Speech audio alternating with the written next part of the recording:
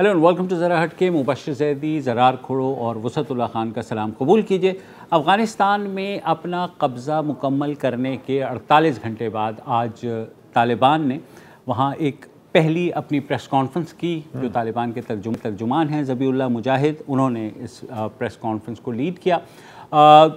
पहली दफ़ा है ज़बीहुल्लाह मुजाहिद के मीडिया के सामने भी आए हैं। अच्छा, पहली दफ़ा ये भी है कि लोगों को पता लगा है कि ज़बीहुल्लाह मुजाहिद नाम का एक शख्स एक्चुअली है। क्योंकि आपको पता है हमारी सर्कल्स और इंटेलिजेंस सर्कल्स में हमेशा ये स्पेकुलेशन होती थी कि यार ये कोई तखल्लुस तो नहीं है किसी का कि बस ऐसे ही साइन करके ज़बीहुल्लाह मुजाहिद दिया है। तो अगेन वो सामने आए और उन्होंने कोशिश ये की कि जो दुनिया के खदशात जिनके बारे में हमने कल भी बात की, पूरी दुनिया का मीडिया बात कर रहा है कि तालिबान का रवैया कैसा होगा, क्या वो नए तालिबान हैं, क्या वो वही तालिबान हैं जो 1996 से 2001 तक थे।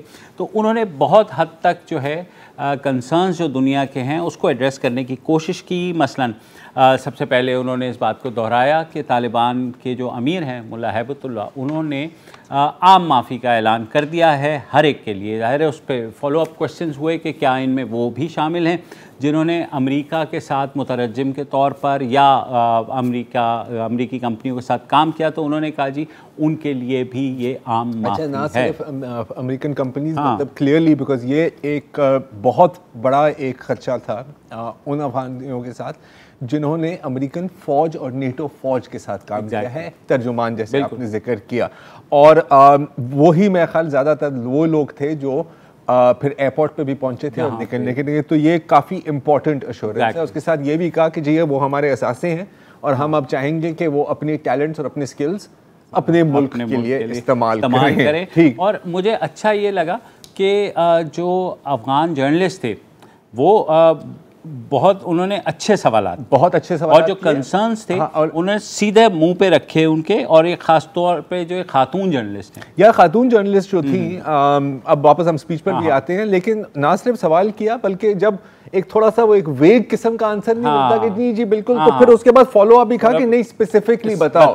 तो यार सैल्यूट है, सैल्यूट है। अच्छा, तालिबान ने आज सुबह जो है थोड़ा सा अपना एक मीडिया इम्प्रेशन को भी बेहतर करने की कह रहे हैं, या दुनिया के लिए जो एक कंसर्न था कि ख़वातीन को काम नहीं करने दिया जाएगा, तो उन्होंने तोलो न्यूज़ जो सबसे बड़ा निजी चैनल है अफ़गानिस्तान का, उसको इंटरव्यू भी दिया। एक तालिबान के एक जो नुमाइंदे हैं उन्होंने, और कुछ जगह जो है ये तस्वीर भी आई कि ख़वातीन सहाफ़ी जो हैं अफ़गानिस्तान की, काबुल की, वो जो है रिपोर्टिंग कर रही हैं। तो उससे दुनिया को एक पैगाम मिलना शुरू हुआ कि नहीं ये वो नहीं हैं और ये कम अज़ कम ऐसा जो है काम करेंगे। उसके अलावा जो है ताहम साथ ही ज़बीहुल्लाह मुजाहिद ने आज ये भी कहा कि ख़वातीन हमारे माशरे का अहम जुज़ हैं और उन्हें मुल्क के हर कोने में काम करने की इजाज़त होगी। ताहम उन्होंने कहा कि ये शरीयत की जो मुताबिक होगा। अब शरीयत जो है इस्लाम के दायरे अंदर रहते हुए। अच्छा, अब जाहिर है कि ये देखना होगा कि उनके लिए ये बाउंड्रीज हैं क्या, दायरा कितना तंग, वो दायरा कितना तंग है।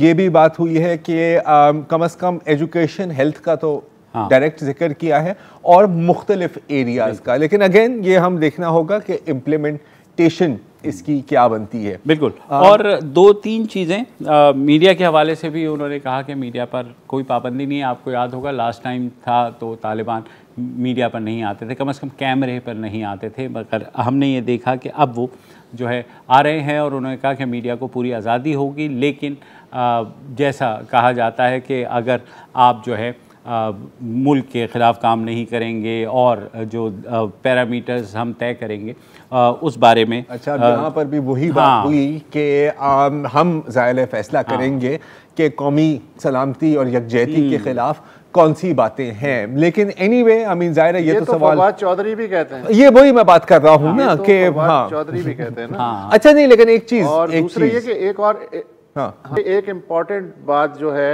वो शायद आप आगे चल के कहेंगे कि उन्होंने जो गैर मुल्की कंपनियां प्रोजेक्ट्स मुकम्मल कर रही हैं, बिल्कुल उनके बारे में भी कहा है कि वो अपने प्रोजेक्ट्स मत छोड़ के जाएं, वो मुकम्मल करें। जी, कल आपने ही ये सवाल उठाया था वसत, और आज ही उसका जवाब आपको मिल गया है। इंटरेस्टिंग बात, जहाँ तक मीडिया का सवाल है तो ये भी कहा था कि नहीं जी, अगर आप रिपोर्टिंग नहीं करेंगे तो फिर हमें कैसे पता लगेगा कि हम गलत कर रहे हैं या हम सही कर रहे हैं। तनकीद करने की इजाजत होगी। अब वो जाहिर है अभी भी लोग डरते तो हैं कि तालिबान में नहीं, लेकिन देखिए वो अपनी जगह है, लेकिन अगेन यार सैल्यूट, आपने ये पॉइंट रेज किया था और मैं बार बार दोहराना चाह रहा हूँ, जिस तरह अफगान मीडिया में, यार आप सोचें कि यहाँ पर कोई फोर्स काबिज हो गई है, हम प्रेस कॉन्फ्रेंस में बैठे हुए हैं, आपका क्या ख्याल है कि इस तरह के क्वेश्चंस हम पूछ भी सकें? हमारे यहाँ तो सवाल ये होता है, आप गुर्बत ख़त्म कब करेंगे?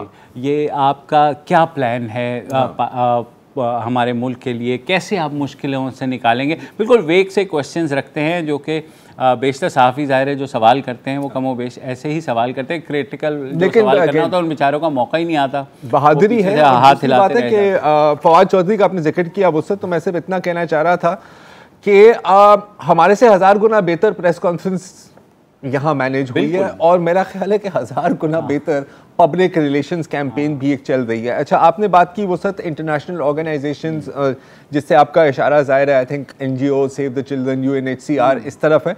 इकोनॉमी के बारे में भी बात की है, और इकोनॉमी के बारे में ये बात की है कि जी हमें तमाम इंटरनेशनल कम्युनिटी की मदद चाहिए होगी, और बहुत जल्द हम इकोनॉमिक सिचुएशन को यहाँ तब्दील कर सकते हैं, क्योंकि हर अफगान अपनी ज़िंदगी में बेहतरी देखना चाहता है।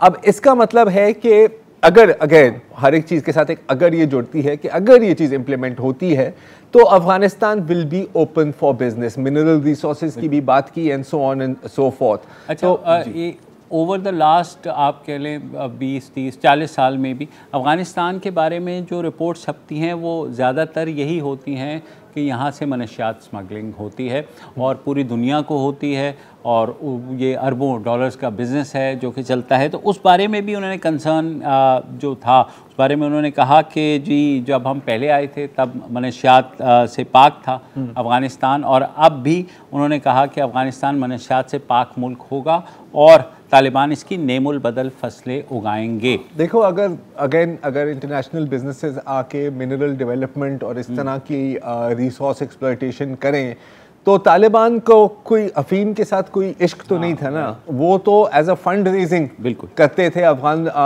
फार्मर्स उसको एज अ फंड रेजिंग करते थे कि मुतबादल देंगे, अगर स्टेबिलिटी आई तो आप ये देख भी सकते हैं। अच्छा, एक इंटरेस्टिंग बात ये है कि अच्छा एम्बेसी, सफारत खाना पे तो सारी बात की, लेकिन ये भी सवाल पूछा गया कि जी आप काबुल में दाखिल क्यों हो?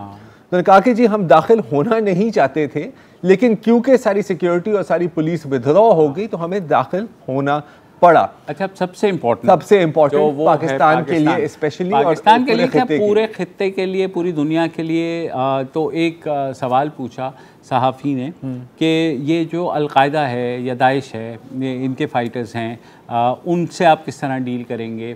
और साथ ही साथ ये भी पूछा गया कि जो दूसरे मुल्कों के लिए सिक्योरिटी थ्रेट होते हैं, फॉरेन फाइटर्स, उनका क्या करेंगे, यानी बाहर से आए हुए जंगजू जो हैं। तो उस बारे में उन्होंने ये कहा कि जनाब हम इस बात का इरादा करते हैं कि अफ़गानिस्तान की सरज़मीन जो है वो किसी भी मुल्क के ख़िलाफ़ जो है दहशतगर्दी के लिए इस्तेमाल नहीं होगी। Partly also addresses our concern के जिसमें TTP अच्छा, अब ये है हमारा मेन पॉइंट पाकिस्तान का, ये है हमारा लिटमस टेस्ट जिसको कहा जाता है। देखो, जहाँ तक दाइश की बात है तो अफगान तालिबान और दाइश के बीच में सालों से जंग चल रही है। इनफैक्ट अभी खबर आई थी जो पुलिचर की जेल है काबुल में, वहाँ पर साबिक दाइश के जो चीफ मौलवी ज़ियाउल हक, जिसको अबू उमर खुरासानी भी कहा जाता है, उनको मार डाला गया, ही वॉज किल्ड। ठीक है। अच्छा, TTP के खिलाफ हमने एज सच ऐसा एक्शन नहीं देखा, लेकिन ये हमें आने वाले दिनों में देखना होगा। TTP के अमीर का जो बयान आया वो तो ये आया कि ये हम बैत करते हैं और वो सारा। अच्छा, अब इस पर एक और इंटरेस्टिंग पॉइंट भी है। मैं अभी पढ़ा था, रॉयल यूनाइटेड सर्विसेज इंस्टीट्यूट एक बहुत पुराना थिंक टैंक है UK का, उसकी एक रिपोर्ट, उसमें NDS वालों को भी कोट किया, और NDS वाले इसमें बिल्कुल वो एक्सेप्ट कर रहे हैं कि जी बिल्कुल हम फंड करते थे TTP को, लेकिन कुछ महीनों से उन्होंने हमारी फंडिंग को से इनकार कर दिया, और बाकायदा अफगान तालिबान के साथ मिलकर अफगान फौज पर वो भी हमला कर रहे थे। मतलब वो भी देख रहे थे कि यार शिफ्ट हो रही है। एक और जो दावा किया गया है इस रिपोर्ट में, और अगेन मैं भी इस पे कोई 100% बात नहीं कर सकता, लेकिन मैं बताना चाह रहा हूँ, वो ये है कि पहले जो कुनार में इनके बेसिस होते थे, अब इन्होंने साउथ ईस्ट अफगानिस्तान में शिफ्ट कर दिया। साउथ ईस्ट अफगानिस्तान में किसका ज़्यादा होल्ड है? हक्कानी नेटवर्क का। और अगर आप एक चीज़ नोट करें जो शायद सिग्निफिकेंट हो वसत आने वाले दिनों में, वो ये है कि हक्कानी नेटवर्क पीस टॉक्स के मुखालिफ थे। और अभी जितनी भी बातें हो रही हैं, जितनी भी तालिबान लीडर्स का नाम लिया जा रहा है कि ये ओहदा या जो लोगों के सामने आ रहे हैं, उसमें सिराजुद्दीन हक्कानी नहीं है। तो ये एक बड़ा इंटरेस्टिंग होगा कि आगे जाते हुए किस तरह की अलायंसेस। सही बात है। अच्छा, ये भी था कि लोगों का जो एंग्जाइटी थी या लोगों के जो खदशात थे वो किस हद तक एड्रेस हुए। पहले दिन हमने देखा, यानी पीर के रोज़ हमने ये देखा कि खासे दुकानें बंद थीं, स्कूल्स बंद थे। क्या वहाँ सूरत हाल है? आम जो हैं वो इसको किस तरीके से चीज़ों को देखते हैं? तो मेरे ख्याल में काबुल में हमने बात की है वॉइस ऑफ अमेरिका की जो अफ़गानिस्तान और पाकिस्तान के लिए करस्पॉन्डेंट है आयशा तंजीम, और वो बड़ी तफसील से बताया। कल ये निकली भी थी गाड़ी में और इन्होंने एक नक्शा खींचा था कि क्या अफ़गानिस्तान में इस वक्त ख़ुसूसन काबुल में क्या सूरत हाल है। तो हमने उनसे आज बात की है और यही पूछा कि कल और आज यानी पीर और मंगल के दौरान क्या जो आम अफ़गानी है काबुल में, क्या उसका जो कंसर्न्स हैं, ख़दशात हैं, वो किस हद तक कम हुए हैं? तो सुनिए उनका क्या कहना था। देखिए, चीज़ें जो हैं वो डे 1 से ही अगर आप कर लें तो एंजाइटी लेवल थोड़ा थोड़ा नीचे जाता नज़र आ रहा है। डे 1 पे बहुत ज़्यादा एंजाइटी थी, फिर उसके बाद कल हमें नज़र आया कि काबुल की सड़कों पे थोड़ी बहुत ट्रैफिक है, अभी भी सब चीज़ें बंद थी। और आज उसके मुकाबले में हमारे और भी लोग सड़कों पे थे, मेरे अलावा भी our teams were on the road. तो हमें ये बताया गया कि तालिबान जो हैं वो, और हमने खुद देखा कि तालिबान मीडिया के साथ कोऑपरेट कर रहे थे। इंटरव्यूज़ भी दिए उन्होंने, एक खातून जर्नलिस्ट को भी इंटरव्यू दिया, और इंटरनेशनल मीडिया में भी जो ख़वातीन जर्नलिस्ट थी उनको इंटरव्यूज़ दे रहे थे। तो अभी भी एंजाइटी है, ऐसा नहीं है कि ख़त्म हो गई है। वो लोग जो अफ़गानिस्तान से निकलना चाह रहे थे उनमें से बहुत सारे अभी भी निकलना चाह रहे हैं, लेकिन ये कि वो जो पहले दिन की एंजाइटी थी और जो आज की एंजाइटी थी उसमें काफ़ी फ़र्क था लोगों का। और लोगों को ये अंदाज़ा हुआ था कि जो एक डर था कि जैसे ही तालिबान शहर में एंटर होंगे शायद एकदम से कोई वायलेंस शुरू हो जाएगी, मार धाड़, वो निकाल के शायद लोगों को मारेंगे, तो उस तरह का कुछ नहीं हुआ। तो अब ये एंजाइटी है लोगों को कि आगे क्या होगा, क्या वो अपने वादों पर कायम रहेंगे, क्या एक दफ़ा जब उनका पूरा सोलिडिफाई हो जाएगा गवर्नमेंट पे और पूरे मुल्क पे कंट्रोल, जो कि हो ही गया है, लेकिन एक official transition of power announcement एक नई गवर्नमेंट की, वो सारा कुछ जब हो जाएगा तो क्या उसके बाद 2 हफ्ते बाद, महीने बाद, 2 महीने बाद क्या वो आएंगे ढूंढते गवर्नमेंट ऑफिशियल्स को और माइनॉरिटीज़ को।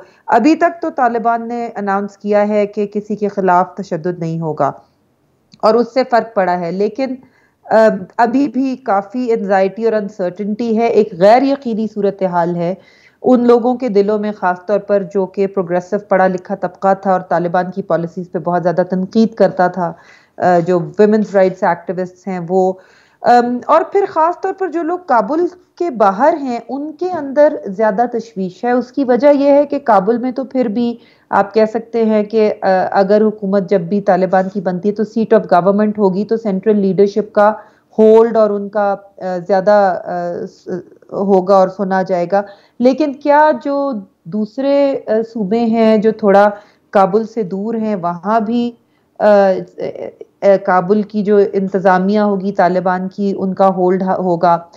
फिर दूसरी बात ये कि अभी ये भी लोगों को नहीं पता और लोग इसके बारे में बहुत कॉशियस हैं। आपने मेरी भी जो वीडियो देखी होगी, मैं फुल अबाया में और फुल सर कवर किया हुआ था, हिजाब पहना हुआ था। मैं काबुल में ऐसे नहीं घूमती थी। आमतौर पर जब मैं काबुल में रिपोर्ट करती थी तो मैं एक थोड़ा लंबा कमीज, मतलब कमीज पहन ली, नीचे जीन्स पहन ली, सर पे एक हल्का सा स्कार्फ ले लिया जिससे आधा सर कवर हो गया।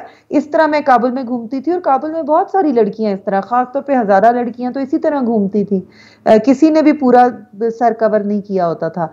लेकिन जब से तालिबान आए हैं हमने देखा है कि खवातीन एक तो बहुत कम सड़कों पर नजर आ रही हैं, और जो नजर आ रही हैं, और काबुल में अक्सर आपको सड़कों पे खवातीन चलती फिरती काफी नजर आती थी, एक एक दो दो, अकेली भी नजर आती थी। ऐसा नहीं कि अकेली खवातीन नजर आती थी, अकेली भी नजर आती थी, घूमती फिरती नजर आती थी, स्टूडेंट्स नजर आती थी और ग्रुप्स में। और पिछले 2-3 दिन से बहुत कम नजर आ रही हैं, और जो नजर आ रही हैं वो फुली कवर्ड है, मतलब उन्होंने अपने आप को पूरा कवर किया हुआ है। तो अभी तक किसी ने ये तजुर्बा नहीं किया कि वो उस किस्म के लिबास में जो एक हफ्ता पहले तक वो पहनते थे, अगर बाहर निकलेंगे तो तालिबान का क्या रद्द अमल होगा। अभी जो है वो सारे बहुत कॉशियसली इसको ले रहे हैं। जी, जैसे आपने सुना बिल्कुल इस वक्त कबल वक्त होगा ये कहना कि जी तालिबान बदल गए हैं, ये नए तालिबान हैं, लेकिन एक चीज़ जाहिर है कि ये दुनिया को दिखाना चाह रहे हैं कि नहीं जी हम बदल गए हैं। सवाल है क्यों? क्योंकि इनको पता है कि इनको इंटरनेशनल रिकग्निशन और इंटरनेशनल लेजिटिमेसी और इंटरनेशनल इन्वेस्टमेंट चाहिए, जिसके बगैर मुल्क नहीं चल सकता।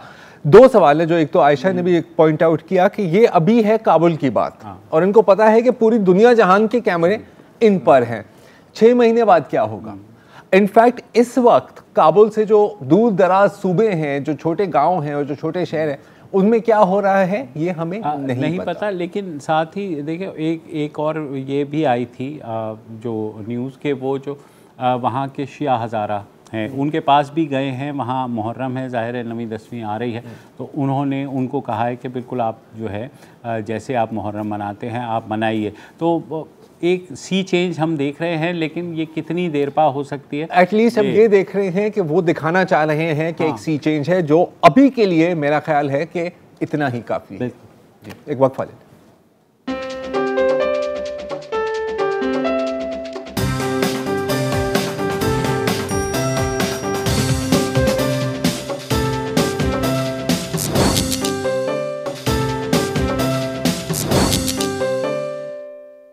वेलकम बैक जी। अभी ज़बीउल्लाह मुजाहिद की स्पीच आपने यकीनन सुनी होगी, अगर सुनी नहीं तो कम से कम हमारी बातें सुनी होंगी कि वो क्या कह रहे थे।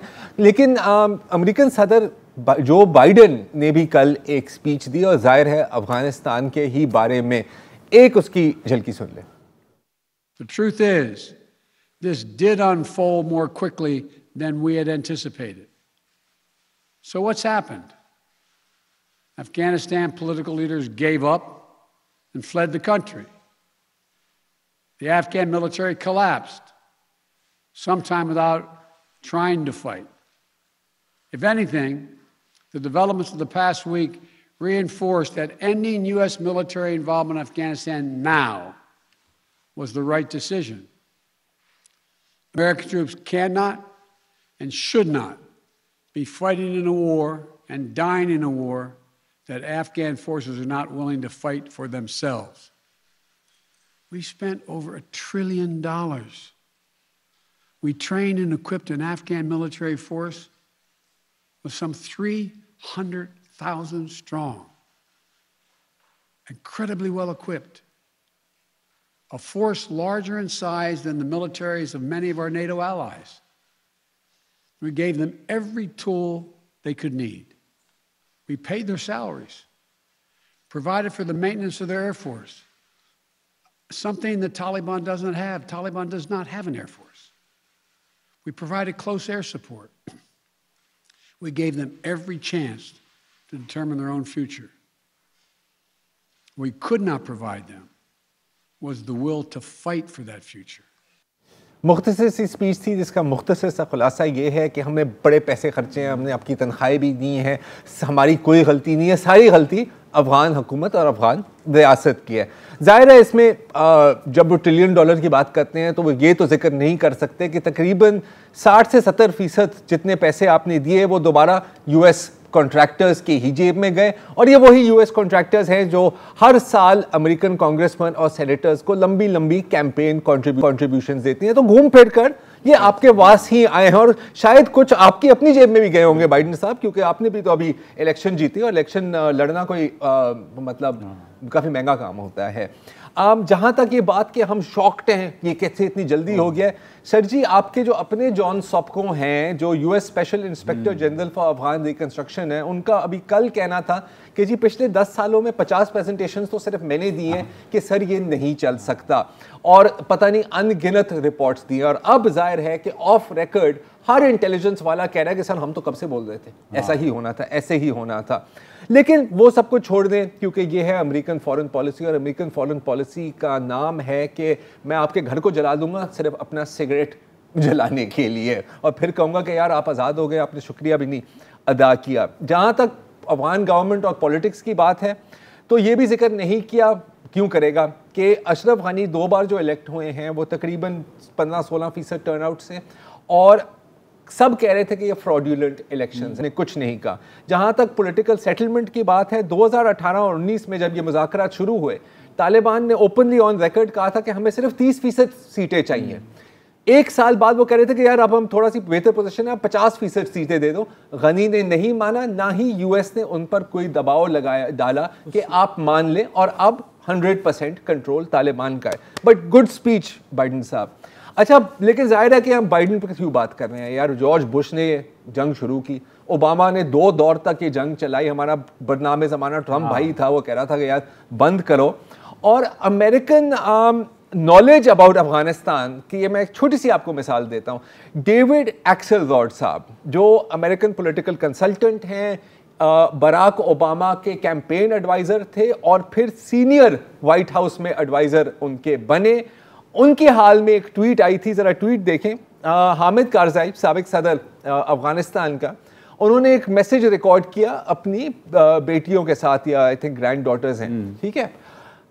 एक्सेलरॉड साहब उसको कोट करते हैं कि जी और इसके बाद वो मुल्क से फरार हो गए। मतलब कि आपको गनी और कारज़ाई के बीच में फ़र्क नहीं पता, और बड़ा करते हैं कि वे गोना फाइट फॉर अफगानिस्तान। पर नक्शे पे तो ढूंढ लो यार मेरी जान। सदर होता है, सदर होता है। देखो बड़े मियाँ, लेकिन छोटे मियाँ, सुभान अल्लाह। और छोटे मियाँ से मेरी मुराद है अमेरिकन मीडिया, और अमेरिकन मीडिया में मतलब सबसे बड़ा नाम क्या है? CNN।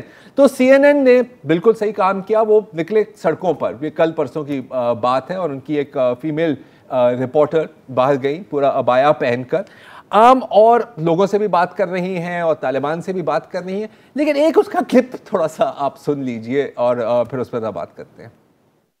People come up to them to pose for photographs.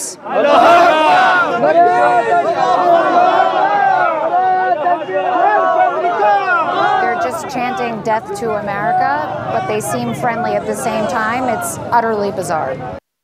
कह रहे हैं वो अल्लाह अकबर, बार बार अल्लाह अकबर कह रहे हैं। चीज like they chanting death to America. यार ये जो $1 ट्रिलियन बाइडेन भाई आपने और आपके जो प्रेडेसेसर से खर्चे हैं ना, उसमें से $100 का एक लैंग्वेज ऐप उठा लेते हैं। आजकल डुओलिंगो फ्री में मिलता है, उससे ही आपको समझ आ जाती। 20 ईयर्स और उनको डेथ टू अमेरिका और अल्लाह अकबर के बीच में फर्क नहीं पता। लेकिन गलती हमारी नहीं है, गलती सारी अफगान अवाम की है, अफगान लीडरशिप की है। अच्छा, नेटो देखो, अमेरिका अकेला तो नहीं था ना यार, पहले छोटे को भी साथ ले जाता है ना यार, छोटे मेरी बैक कर। नेटो के जो चीफ साहब हैं वो भी कह रहे हैं कि जी ये सारी की सारी गलती अफगान फौज की है और अफगान हुकूमत की है। जाहिर है इसमें आप ये नहीं जिक्र करेंगे जितनी दर्जनों बार नेटो के वॉर प्लेन्स ने शादियों पर बमबारी की है, सिविलियंस पर बमबारी, बच्चों को मारा है। और वो सर गलती हो गई, गलती हो जाती है लाइफ में, यही उनका जवाब था। किसी ने उस पर कोई बात नहीं की। आपके नेशनलिस्ट जो यहाँ पे भी बैठे होते हैं, किसी ने उसका जिक्र नहीं किया। अफगानिस्तान में जो जैसे कुछ सहाफ़ी हैं, मुझे नाम अभी याद नहीं रह रहा, वो जब बात करते थे ना, उनको गालियाँ पड़ती थी कि सर आप क्या तालिबान के सपोर्टर हैं। यकीनन इन चीज़ों से तालिबान की सपोर्ट में कोई ज़्यादा इजाफा नहीं हुआ होगा। ऑस्ट्रेलियन सोल्जर्स और यूएस सोल्जर्स उंगलियां काट कर उनके हार बनाते थे, ये डॉक्यूमेंटेड केसेस हैं। खोपड़ियों के प्याले मतलब कप्स बनाते थे। इनसे जाहिर है कि अफगान अवाम की सपोर्ट पर तो कोई फर्क नहीं पड़ा होगा। मान लिया सारी गलती उनकी ही थी। मजेदार बात यह है कि नेटो पर भी सवाल अब उठाए जा रहे हैं। चेक रिपब्लिक के जो सदर हैं मिलोस ज़ेमान, उनका पता है क्या कहना है? वो कह रहे हैं कि जी नेटो नाकाम हो गई है अफगानिस्तान में, और हमें समझ नहीं आ रही, मुझे नहीं समझ आ रही कि मैं अपने मुल्क के पैसे नेटो को क्यों दूं अपने मुल्क के डिफेंस के लिए। अगर वो वहां कुछ नहीं कर सके तो अगर कल मेरे पे बुराई आएगी तो मैं क्या कर सकूंगा। अच्छा यूरोप, क्योंकि Europe, NATO is Europe, right, western Europe, बड़े बड़े वादे, विमेन्स राइट्स, ये वो हमारे जो जाने मन है मैक्रोन, यू नो, ले फ्रांसे, प्रेसिडेंट फ्रांसे, उनका कहना, उनका बड़ा सख्त बयान आया है ना अफगान रेफ्यूजीज के बारे में कि सर नहीं, यूरोप में आपने नहीं आना। ठीक है, अच्छा ये तो कुछ नहीं, ये तो कम से कम मैं मैक्रोन को क्रेडिट दूंगा कि वो खुल के बात कर रहा है। आपको पता है कि क्या हुआ? जो अफगान काम कर रहे थे डच एम्बेसी काबुल में, वो आए और जब वो ऑफिस पहुंचे तो पता लगा कि यार ताले लग गए थे और कुछ नहीं हुआ। चाइनीज मीडिया मजाक कर रहा है कि जी ये जो काबुल में जो ट्रांजिशन हुई है ये अमेरिकन प्रेसिडेंशियल ट्रांजिशन से कतरन ज़्यादा पीसफुल थी। लेकिन सबसे मज़ेदार सिचुएशन इस वक्त भारतीय मीडिया में चल रही है, क्योंकि उनको ये समझ नहीं आ रही कि पाकिस्तान फेल्ड स्टेट है, चाइनीज़ कॉलोनी है, या फिर एक सुपर पावर है, क्योंकि दोनों चीज़ें नहीं हो सकती। और जो बेस्ट एक क्लिप मैंने आखिर आपके लिए सेव किया है वो है जनरल बख्शी साहब का, सुन लेते हैं और फिर एक ब्रेक लेते हैं। पिछले 2 घंटे से मैंने एक भी बार एक शब्द का नाम का एक शब्द नहीं सुना, वो है भारत। हमने वहां पर पैसा लगाया, डैम बनाया, लोगों को पढ़ाया, इंफ्रास्ट्रक्चर बनाया, सब कुछ किया। हमारे यहां पर कई अफगानी बड़ी इज्जत से रहते हैं और हम उनको मानते हैं, और कई बार हम किताबों में भी पढ़ते हैं कि उनको राज कपूर साहब की फिल्में बड़ी पसंद हैं। लेकिन आज हमें कोई नहीं पूछ रहा है, वी आर जस्ट वॉचिंग। तो बिल्कुल आपको पूछेगा कोई क्यों? जिसकी लाठी उसकी भैंस। आप लाठी चलाने को तैयार है? Are you prepared to send troops there? आपसे जब पूछा गया, आपके तो ठंडे पसीने सोच के ही आ गए थे हमारे सब लोगों के कि कैसे जा सकते हैं।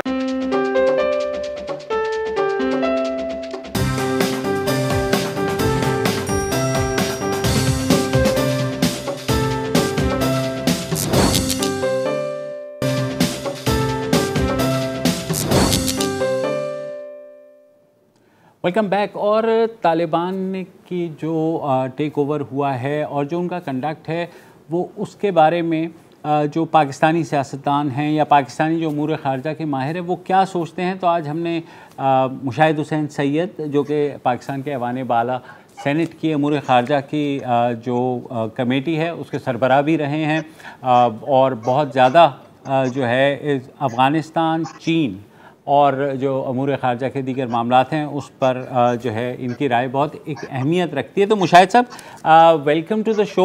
आप किस तरीके से देख रहे हैं आज जो तालिबान ने अपनी पहली प्रेस कॉन्फ्रेंस की है और दुनिया के जो खदशात हैं उनको एड्रेस करने की कोशिश की है? जी, आपके व्यूअर्स को बड़ा अस्सलाम वालेकुम और आपके सब पैनलिस्ट को बड़ा अस्सलाम वालेकुम। मैं एज अ फॉर्मर जर्नलिस्ट और फॉर्मर इंफॉर्मेशन मिनिस्टर तालिबान की मीडिया मैनेजमेंट को तो दाद दूंगा। कोई लगता है कोई या मेडिसिन एवेन्यू की पीआर कंपनी सी या कौन सी थी, टॉकिंग पॉइंट्स कमाल के तैयार किए, और जो प्रेजेंटेशन की उनको पता था कि they were speaking to the Afghan people, फिर neighbours and to the west, और उन्होंने जो अमेरिकन कहते हैं they press the right buttons और हर इशू के ऊपर टिक द राइट बॉक्सेस जी। और वो खदशात, खतरात, वो खवातीन हकूक, इंसानी हकूक, transitional government, inclusive, right to work, human rights, वो तो सारे इश्यूज उन्होंने एड्रेस किए। और हमारे लिए जो सबसे इम्पोर्टेंट है, जो हमारा रेड लाइन कह लें कि, और बाकी ममालिक के लिए भी, कि हमारी जो सरजमीन है अफगानिस्तान की, यानी कि वो किसी हमसाए या किसी के खिलाफ दहशतगर्दी के लिए इस्तेमाल नहीं होगी। तो I think it's a very good beginning. और आपने देखा कि जैसे किसी ने कहा कि ये बाइडन से बेहतर प्रेस कॉन्फ्रेंस थी, क्योंकि बाइडन ने तो सवाल किसी से नहीं लिया, इन्होंने तो इनकरेज किया जी सवाल पूछें आप, और अब हम इंटरनेशनल मीडिया को इनकरेज किया। तो बड़ा कॉन्फिडेंस था, बड़ी क्लैरिटी थी और बड़ी सोफिस्टिकेशन थी। तो पहली जो परफॉर्मेंस हुई है उनकी इंटरनेशनल स्टेज पर, I would say it was quite good, 100 out of 100। साहब, अब पाकिस्तान और अफगानिस्तान की ताल्लुकात की हम बात करें, जाहिर है कि ये एक बहुत लंबी और अक्सर बहुत ट्रबल्ड हिस्ट्री रही है। मैं सिर्फ 70 की दहाई से नहीं आ रहा, मैं आ रहा हूँ 1947 से लेके 2021 तक। आगे जाते हुए हमारी क्या रेड लाइन, हमारी क्या नॉन नेगोशिएबल कंडीशंस हैं, अफगानिस्तान की क्या नॉन नेगोशिएबल कंडीशंस हैं? एक तो ये है जिसका आपने भी जिक्र किया, सदर अलवी ने भी एक अभी इंटरव्यू में जिक्र किया, टीटीपी। इसके अलावा कौन से एरियाज हैं जहां पर आप देख सकते हैं कि कोऑपरेशन का स्कोप है? एक जो बहुत बड़ी रेड लाइन थी और जो पिछले 9/11 के बाद एक इरिटेंट रहा पाकिस्तान अफगानिस्तान ताल्लुकात में, जिसमें हमारे ताल्लुकात कुछ हद तक अमेरिका से मुतासर है, वो इंडिया फैक्टर था। और इंडिया फैक्टर पर्टिकुलरली जो था, उनकी जो national directorate of security NDS जो उनकी इंटेलिजेंस थी, वो हमारा व्यू था पाकिस्तान का कि ये एक्सटेंशन है रॉ की और उसके जरिए ट्रेनिंग कैंप्स होते हैं। और पिछले दिनों मुझे शाह महमूद कुरैशी साहब ने एक डॉसिया भी दिया फौज का, Indian state terrorism against Pakistan. उन्होंने कहा कि जी 87 ट्रेनिंग कैंप्स है रॉ के, जो 66 अफगानिस्तान टेरिटरी में है, 21 इंडियन टेरिटरी में है पाकिस्तान स्पेसिफिक। तो वो जो एक बेसिक एक कंसर्न था इंडिया फैक्टर का, वो मेरे ख्याल में नए सिचुएशन में जब तालिबान डोमिनेटेड गवर्नमेंट होगी या तालिबान रजीम होगी, वो एक दूसरी रेड लाइन थी, वो एलिमिनेट हो गई है। तो ये मेरे ख्याल में दो बेसिक थी। तीसरा तो पॉजिटिव चीज है, we want them to be part of CPEC और बेल्ट एंड रोड इनिशिएटिव, वो नेगेटिव नहीं है उनकी तरफ से। अफगानिस्तान की तरफ से ये होगा कि देखें जी, ये जो थ्रेट किया था अमेरिकन ने कि हम उनकी बमबारी कर सकते हैं, तो B-52 बॉम्बर्स अगर आए, उनका बेस है कतर में अल उदीद बेस, तो वो आएंगे तो there is only one pathway, वो वाया बलूचिस्तान पाकिस्तान टेरिटरी है। तो वो चाहेंगे कि पाकिस्तान की एयर स्पेस या पाकिस्तान की टेरिटरी इस्तेमाल ना हो। CIA के चीफ आया था, वो चाहते थे कि CIA के पैरामिलिट्री फोर्सेस और CIA के इंटेलिजेंस ऑपरेटिव्स ऑपरेट करें पाकिस्तान अफगानिस्तान बॉर्डर को, जिसको हमने रिजेक्ट कर दिया। दूसरा इशू US एयरफोर्स का है। मेरे ख्याल में हमें एयरफोर्स को इजाजत नहीं देनी चाहिए, अमेरिकन एयरफोर्स को, अगर जरूरत पड़े कि वो अफगानिस्तान में बॉम्बिंग करें using our air flying space. Mushahid साहब, जो सबसे बड़ा कंसर्न है, आपने भी ज़ाहिर है उस वक्त मिनिस्टर भी थे आप 90s की दिहाई में, लेट 90s में जब तालिबान पावर में थे, कि तालिबान का जो उस वक्त भी ज़ाहिर है आपको पता है यूनोकॉल और सारी ये पाइपलाइन टैपी एवरीथिंग वाज देयर, और उस वक्त भी उम्मीद की जा रही थी कि पाकिस्तान का जो राब्ता है वो तालिबान के आने की वजह से सेंट्रल एशियन स्टेट्स के साथ जो हमारा मंसूबा था, चाहे वो गैस पाइपलाइन का हो या ट्रेड का हो, वो जो है शर्मिंदा ताबीर होगा। लेकिन ऐसा नहीं हुआ। तो अभी भी आपको लगता है कि हम दोबारा से उसी एक उसमें जा रहे हैं कि यहाँ वहाँ अगर पीस होगा तो हमारे लिए रास्ता बनेगा? देखें जी, ये हम बात कर रहे हैं, आप भी बात करते रहते हैं नया पाकिस्तान, तो ये नया तालिबान की बात कर रहे हैं मेरे ख्याल में। और मुझे याद है जब मैं जर्नलिस्ट था तो मैंने टूर किया था फ्रंटियर प्रोविंस का, मैंने आर्टिकल भी लिखा था पख्तून प्रैग्मेटिज्म। ये काफी प्रैग्मेटिक लोग हैं, they are not pan Islamic, they are not ideological. उस हवाले से बेसिकली एक ट्राइबल पश्तून मूवमेंट है जिसका फोकस जो है वो लिमिटेड टू अफगानिस्तान है, नॉट बियॉन्ड अफगानिस्तान बॉर्डर। उन्होंने कभी कश्मीर पैलेस्टाइन की बात नहीं की, और भी बड़ी बात नहीं, और मेरे ख्याल में उसमें रहेंगे। और उनको इस वक्त सबसे ज्यादा जरूरत लेजिटिमेसी के बाद फॉरेन इन्वेस्टमेंट की, फॉरेन फंडिंग की है, जो चाइना या रशिया या रिच अरब स्टेट्स प्रोवाइड कर सकती हैं। वेस्ट और यूरोप के पास बहुत कम है, तो वो इंकरेज करेंगे ये लिंकेज विद सेंट्रल एशिया मेरे ख्याल में, given that need. Good. Mushahid साहब यहाँ पर वक्फा लेंगे and will be right back.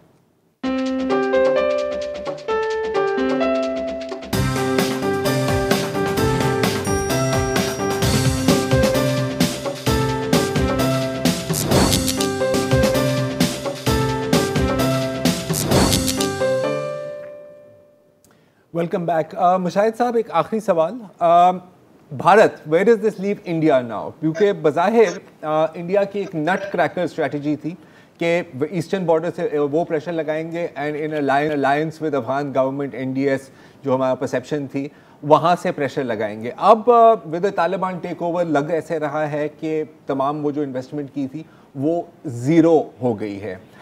क्या आपको लग रहा है, एंड आई नो कि this might be wishful thinking, क्या आपको लग रहा है कि भारत में अब ये सोच आएगी कि रादर देन हॉस्टिलिटी आप पाकिस्तान पाकिस्तान के साथ ताल्लुकात बेहतर करें, एक ब्रिज बनाए टू अफगानिस्तान एंड बियॉन्ड, या वही पुरानी अपेरेंटली फेल्ड पॉलिसी ही चलाएंगे?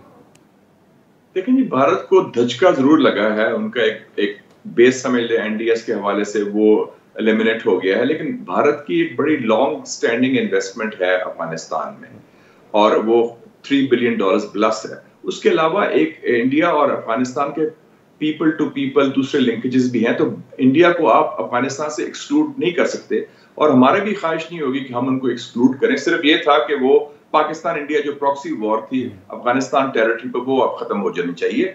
और उस हवाले से मेरे ख्याल में पाकिस्तानी साइड जो है, चाहे पाकिस्तान की मिलिट्री एस्टेब्लिशमेंट हो या पाकिस्तान की पॉलिटिकल एस्टेब्लिशमेंट हो या पाकिस्तान के ओपिनियन लीडर्स हैं जिसमें आप लोग भी सर फहरिस्त हैं, उसमें एक ब्रॉड कंसेंसस है कि हमें नेबर्स के साथ, सब नेबर्स के साथ अच्छे ताल्लुकात होने चाहिए।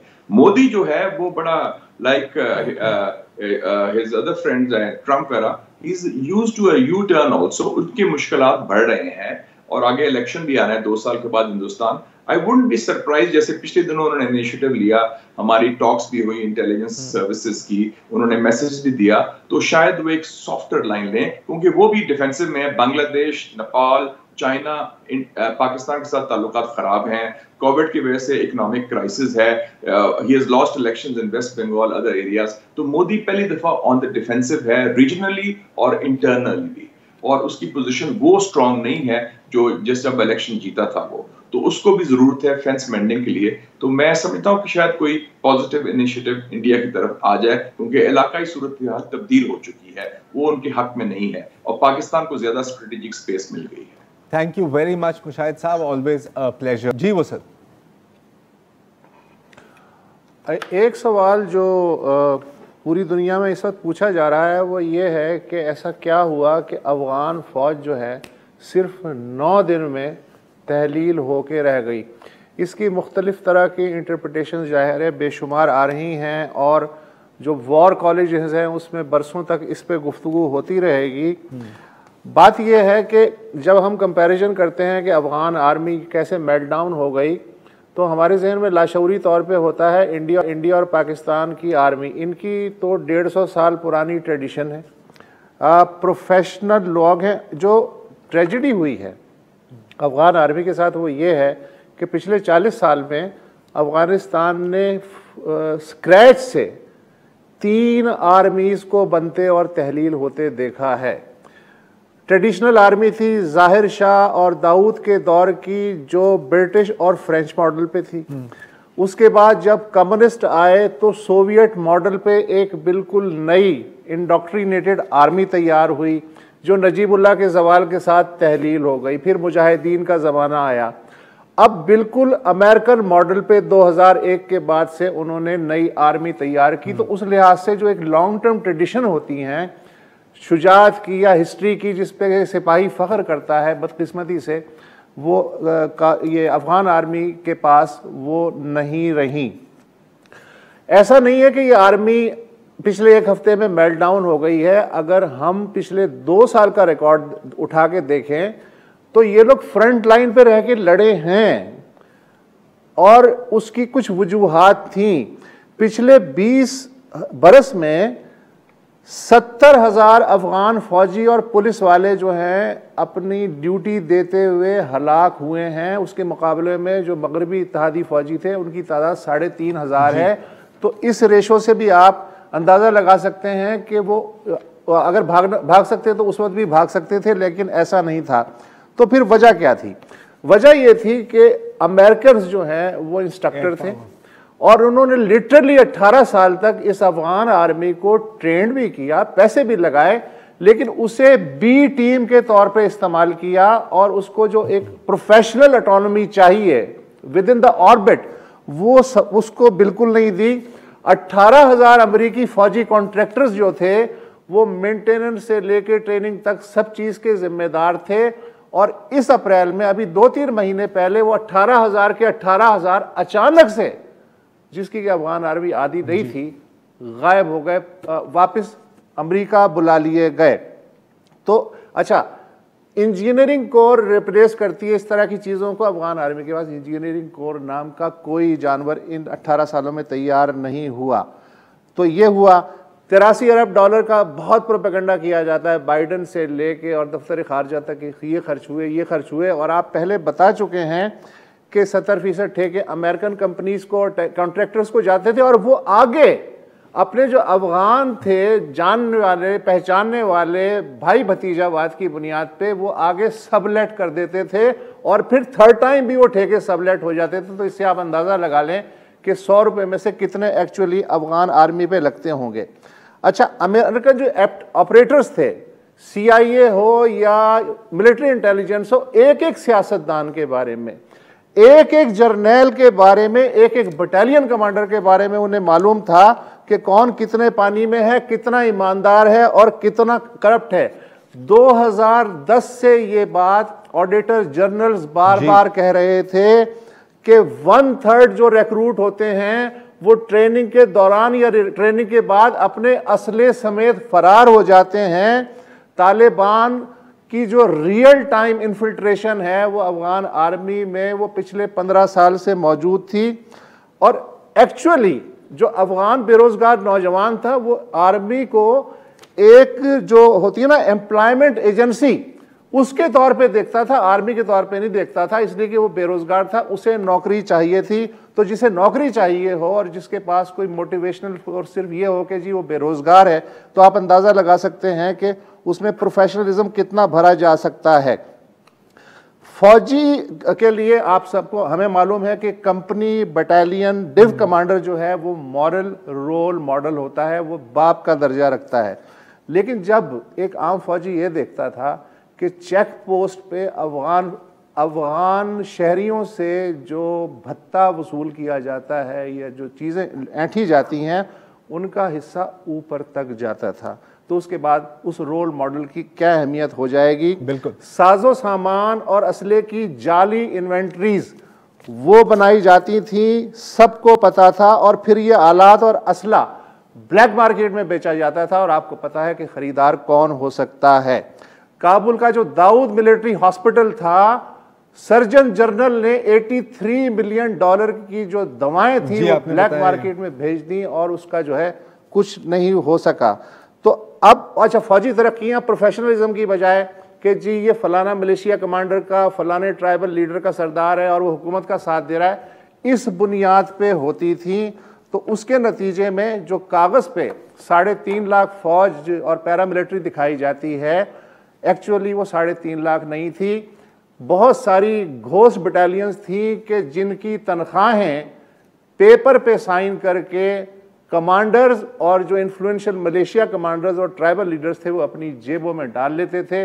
तो अब ये कोई रॉकेट साइंस तो नहीं है ना कि जी कैसे अचानक मेल्ट डाउन हो गई, ऐसे मेल्ट डाउन हो गई। लेकिन पता है अभी जंग खत्म नहीं हुई, मैं आपको ये भी बताना चाह रहा हूँ, क्योंकि अमरुल्लाह सालेह जो फर्स्ट वाइस प्रेसिडेंट थे अफगानिस्तान के, उनकी 2-3 बड़ी खूनख्वार ट्वीट्स आई हैं और वो कह रहे हैं कि जी अफगानिस्तान की कॉन्स्टिट्यूशन के मुताबिक जब सदर की गैर मौजूदगी में फर्स्ट वाइस प्रेसिडेंट सदर बनता है तो अब मैं सदर हूं और मैं डट के लड़ूंगा तालिबान के खिलाफ। अब मुझे नहीं पता कि तालिबान तक ये बात पहुंची है या नहीं, लेकिन कुछ मैं वीडियोस देख रहा था तालिबान के आजकल के और लग रहा कि उनको इस बात का ज़्यादा फिक्र है।